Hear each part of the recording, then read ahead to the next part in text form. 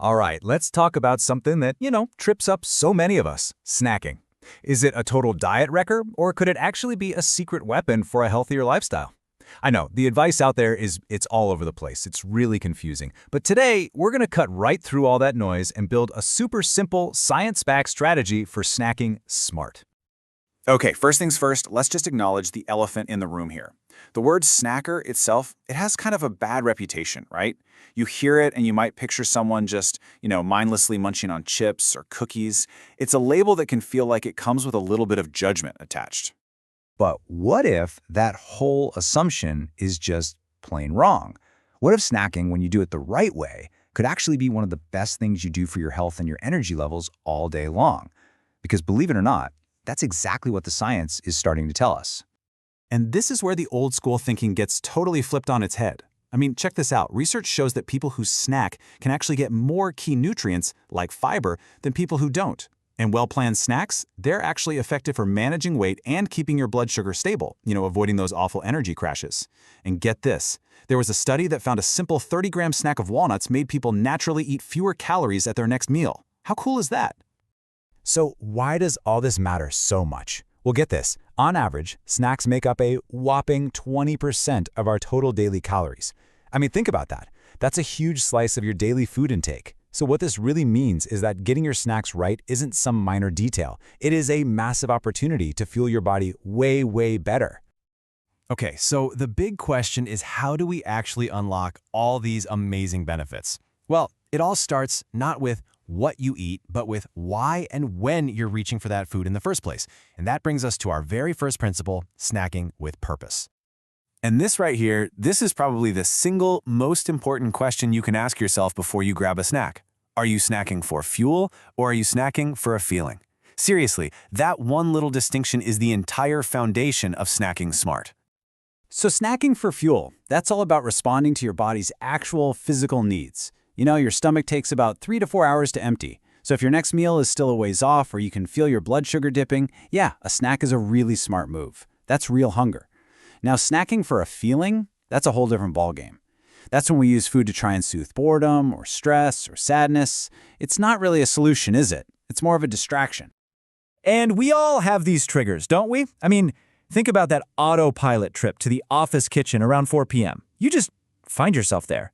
But is it real hunger, or is it just a habit that's been triggered by the time on the clock?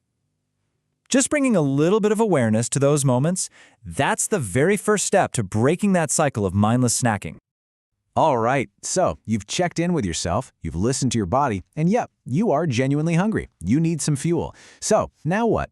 Well, this is where we get to the really good stuff, the simple but incredibly powerful formula for building the absolute perfect, satisfying snack.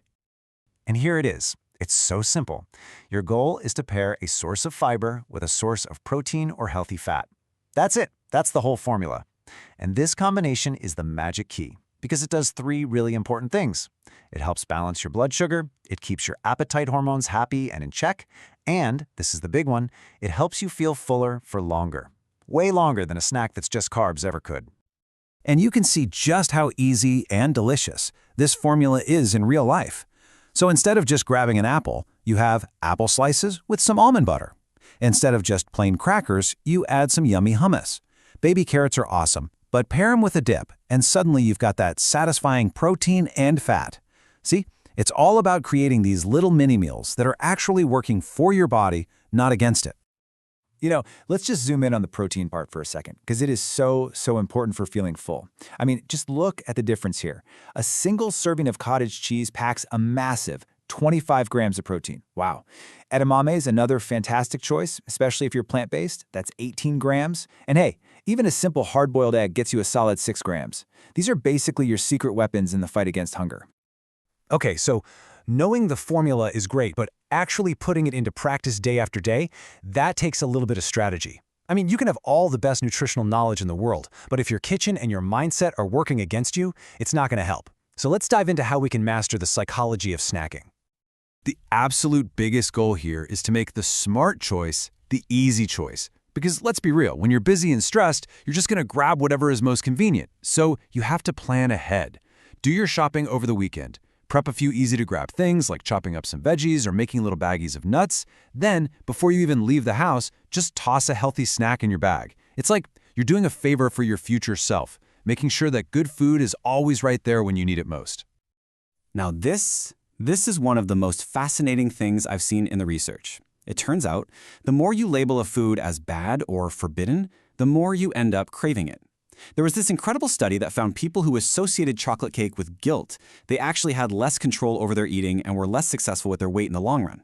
But the people who saw it as a celebration, they did better. The lesson here is so powerful. Ditch the guilt. And speaking of guilt-inducing foods, let's talk about the #1 craving for so many of us. What do you do when that little voice in your head says what it really wants is chocolate? Yeah, if that's you, you are definitely not alone. One poll found that 58% of people call themselves snackers, and their #1 choice by a landslide is chocolate.